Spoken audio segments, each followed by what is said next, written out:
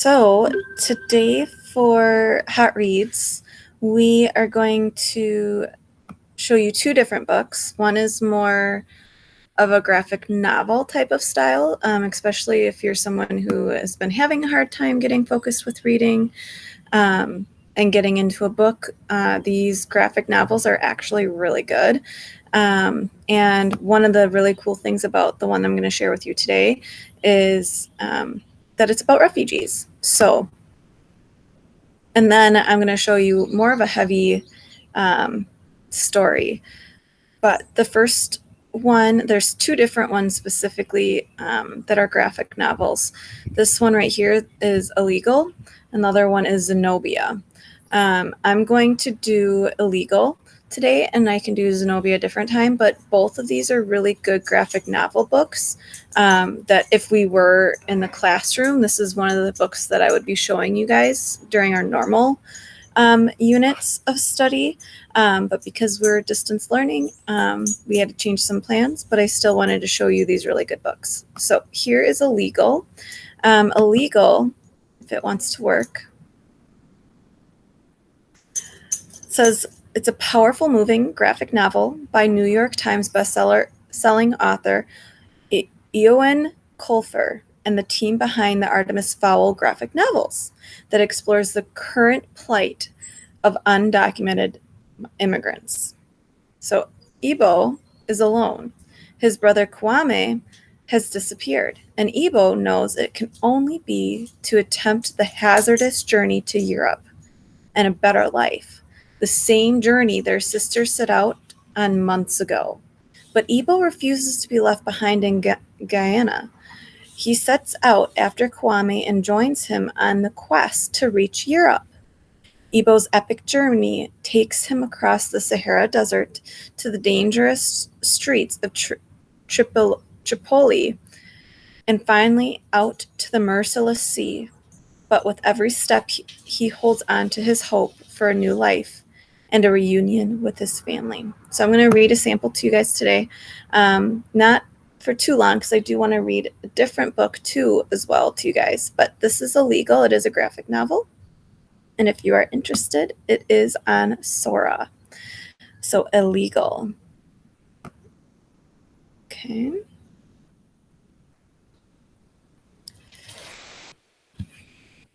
And this, oh yes, we can zoom in. No, don't move that way. All right. Now, current time. You can look at the pictures. Seahawk inflatable rubber dinghy. Maximum safe load of 6 people. So a dinghy is like those like blow up boats in a sense that are used for emergency situations. Currently carrying 14 passengers, so over double the load of what is supposed to be. Okay. This is your fault, Ibo. I've told you, leave him alone.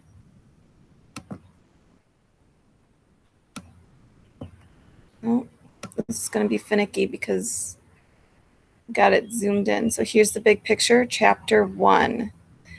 Local time is midnight. Oh, goodness, why? Sorry, guys. This book might be a little difficult to try and do. Okay. So up here it gives the coordinates of degrees west and east, or not west and east, sorry, north and east. So here's the little dinghy. It goes, you know as well as I do, he shouldn't be here. My name is Ibo. I'm 12 years old. We've only been at sea for 3 hours, but I think he might be right. Maybe if I zoom out each time. Yeah, zooming out each time helps. No. Oh my goodness. Technology, guys. Here, I got a touch screen. Maybe I'll do that. Nope. Nope. Nope. Good thing we're only doing it for so long. All right. Sorry, guys. This is ruining story time. It's unlucky to travel with family. Nero, me, Kwame, my brother, Razak, a friend we met on our way. Don't be so superstitious. I wonder why this passenger is saying that it's unlucky to travel with family. Everyone knows you never put two brothers in the same boat. Someone must live to carry on the family name. So they're saying if both brothers are on the boat, it's like almost bad luck if both of them were to die. And then the family name wouldn't be carried on. Leave my brother alone. He shouldn't be here. So notice the rectangular ones are kind of to describe things, and the ones with the little triangle coming out are the text talk bubbles. The water is so cold out here and darker than the night. None of us can swim. It's kind of dangerous to go on a journey in the sea if you can't swim on an overcrowded lifeboat.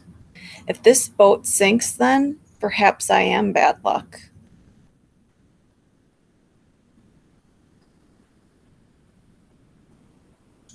Before the men showed us a photograph of a better boat, shining and new with space for all. Not this rotten patched up thing. Kwame tried to argue, but the men wouldn't listen. Move, or there's a bullet in your back. Bam, bam, bam. Okay, so these are people that they went to ask for help to escape their home and the dangers. And notice that along the way, there are dangers still, and that is even those who may, oh goodness gracious, really, those who may help. Okay? Stop. Why are we fighting? Kwame, please. We all have the same destination. Destination? He's not holding it straight, and already we're lost. We're not lost. Razak is doing a fine job. I keep the moon on my left. This is how I navigate. It was on the right when we first sailed. So it looks like those who sold them the boat, which isn't what they showed a photograph of anyway, so it's in worse condition, are also abandoning them and not helping them navigate to where they need to be. Ooh, goodness gracious. You are mistaken. It should be on the left. Right. Left. Left. Left. They said it would take many hours. They don't care if we live or die. They have our money. So they're talking about the people that sold them the boat. We should never have come. It is so cold. So you're kind of experiencing some of the hardships just of traveling by sea.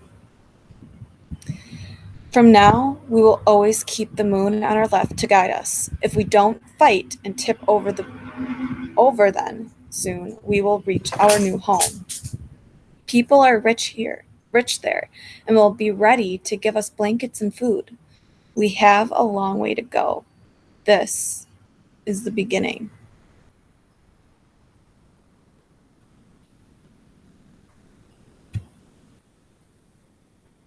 Then, 19 months earlier, he's gone. Without a word, Kwame, my brother, is gone. And then it would go into the beginning, and that's where I'm going to stop. So it looks like the author bounces back and forth between present and past, but it really does a nice job showing and telling the different hardships that you would see refugees face. And as I mentioned with our actual read aloud book, there are a lot of hardships of escaping.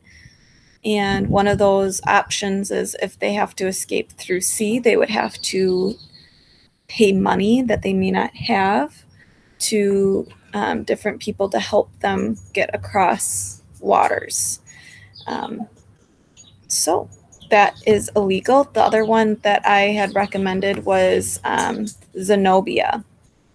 And I'm just going to read the description for that. I may read it like the first chapter again one time, but this is actually Zenobia was once a great warrior, queen of Syria, whose reign reached from Egypt to Turkey.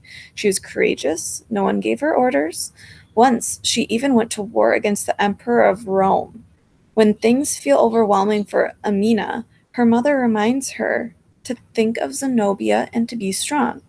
Amina is a Syrian girl caught up in a war that reaches her village.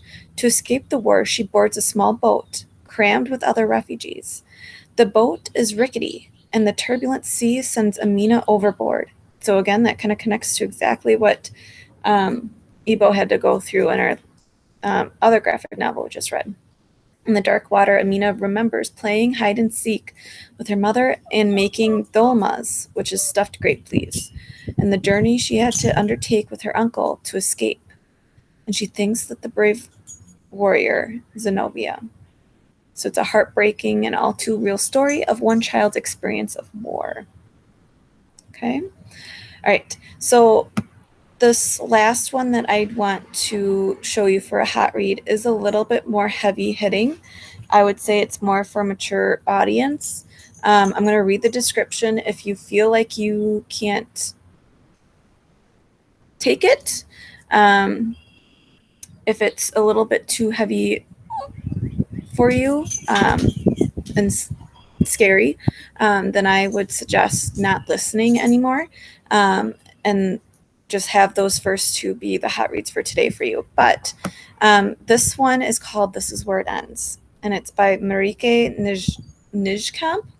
It is a New York Times bestseller, and it is considered the BuzzFeed best book of the decade, and same thing for Pace Magazine.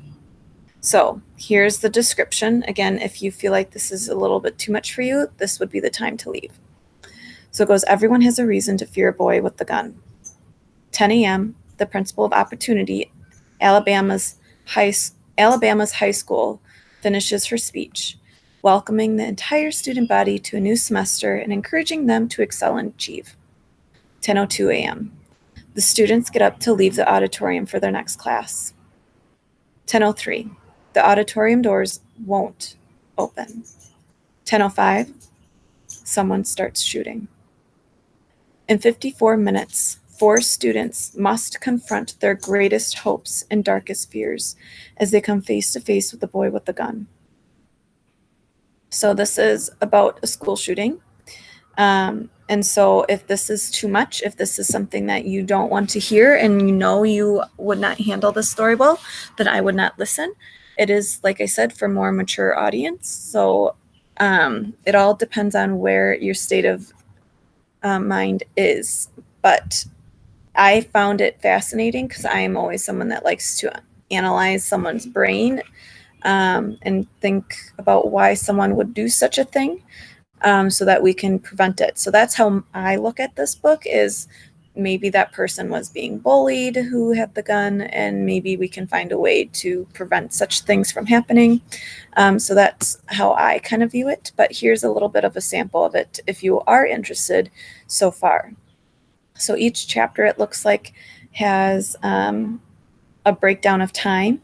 And like the beginning synopsis said, it all happens within 54 minutes. So this whole book is within an hour. Okay. So, and it looks like it might switch perspectives. So we've got Claire, and this is 10:01 to 10:02 a.m. Chapter 1. The starter gun shatters the silence, releasing the runners from their blocks. Track season, so it's the gun shot from track, like to get people to start running. Track season starts in a couple weeks, but no one has told Coach Lint about winter. He's convinced that the only way to get us into shape is to practice, even when my breath freezes right in front of me. This is Opportunity, Alabama, which I think is a little ironic and symbolic that this author decided to name the city as Opportunity, Alabama, or chose this as the setting. Sane people don't leave their homes when it's white and frosty outside. We stock up on canned food, drink hot chocolate until we succumb to the sugar comas, and pray to be saved from the cold. Still, Coach Lint's start of season training beats Principal Trenton's long and arduous start of semester speech. Virtue, hard work, and the proper behavior of young ladies and gentlemen.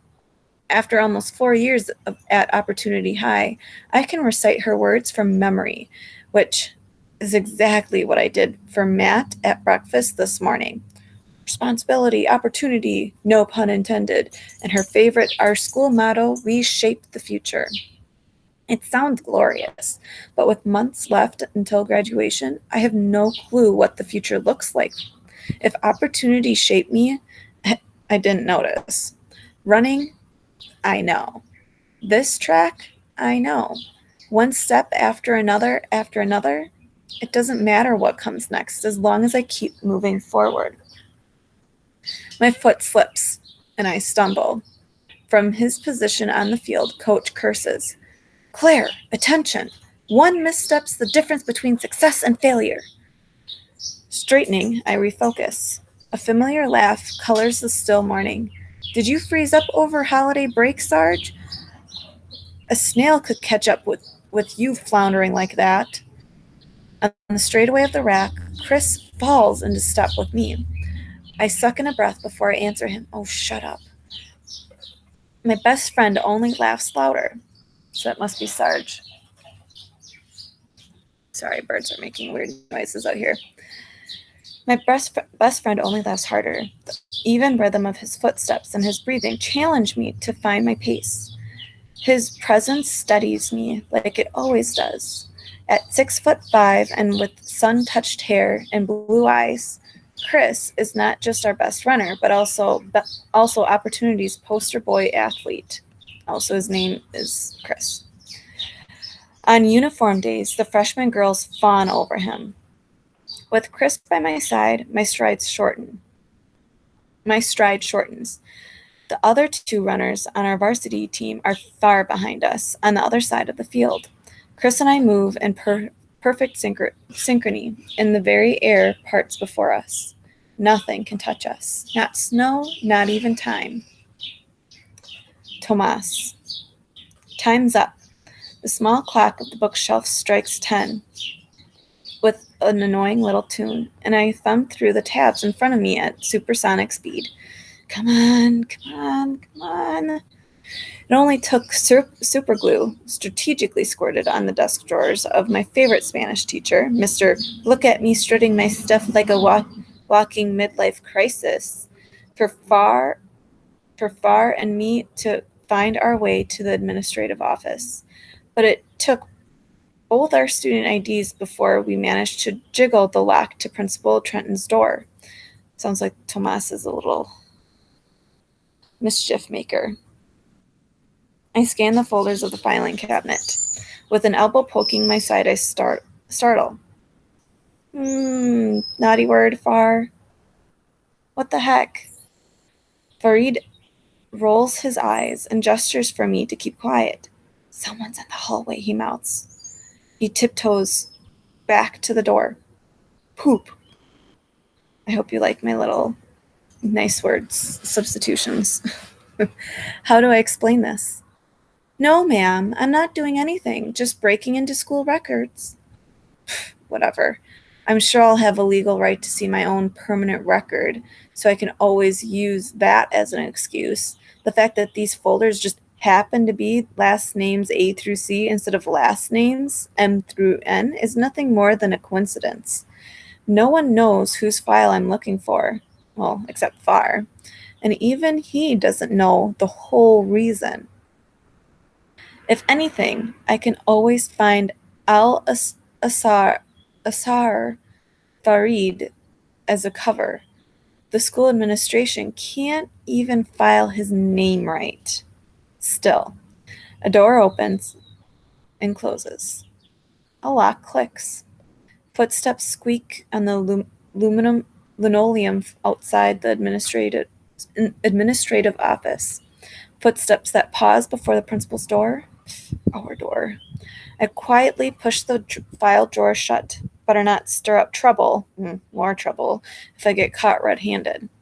Bar and I both hold our breaths. After what feels like forever, the footsteps move on. Whomever it was, they're not out to get us. Not today. So they're introducing and overwhelming us with a lot of characters at first. So far, we've got at least 4 or 5. We're going to do one more perspective and then we'll be done. This is Autumn. It's all a matter of decisions you make today and every day. Your behavior reflects not only on yourself, but also on your parents, your family, and your school. Here at Opportunity, we pride ourselves on shaping the doctors, lawyers, and politicians of tomorrow, and it's the choices you make now that will determine your future. You have to ask yourself how you can become the best you can be. Ask not what your school can do for you, but what you can do for your school. Trenton holds the microphone loosely while she scans the crowd, as if memorizing every single face. So many students come and go, leaving nothing but the faintest impression. Names scratched into desks and graffitied onto bottom stalls. Yet, she knows us all. All our hopes, all our heartbreaks, all our sleepless nights. Her eyes linger on me and my neck burns. I reach for the chair to my right, but it remains as it was when the assembly started. Empty. To my left, Sylv groans. After all these years, you'd think she'd come up with something more original. Don't you want to be the best you can be? The words come out harsher than I intend. She grumbles. In truth, Sylv will have plenty of colleges to choose from. She's a shoo-in for all her dream schools, meaning like they want her to come into their schools. And I should be happy for her. I am happy for her. But for me, college is the only way out of this misery. And Dad sure as blank isn't going to pay my ride. Not to study dance. Look what happened to your mother, he'd say, as if I haven't counted the days, hours, minutes since Mom's accident. Dance took everything from her. No daughter of mine is going into that business. Not if I can help stop it. So it sounds like her mom had an accident from dance, something that she's passionate about. So he tries to stop me every day. And with Mom gone, there's no one to stop him. Not from drinking, not from hitting me. There's no one to keep our family from falling apart. I grip my crumpled coffee cup, grab the threadbare denim messenger bag from under my seat, and block out Ty's voice in the back of my mind. My brother would tell me that Principal Trenton's words are truer than I think, that the world is at my fingertips, and it's up to me to make the future the best it can be. I tried that, and I lost. Now, I'd rather escape. But makes me wonder if the author is going to going to give us the perspective of the shooter. And I wonder if, I know it says he, but a boy with a gun, but I wonder if Autumn, because of her hardships, is going to find a way to talk to the boy, or is like the person with the gun. So that's some things that I'm kind of curious about. But that is our read aloud for today. Or hot reads, I should say. So if you guys have any questions on today, let me know. Or if you are interested in reading those books, they are on Sora. Like I said yesterday, you just go to the LMC webpage, you go to the Sora app, it's blue and white, and you log in using your school or student ID, which is not your username or your password. It is what you would type in at the library. Okay, so I'm going to hit the done recording, and if you guys have any questions, let me know.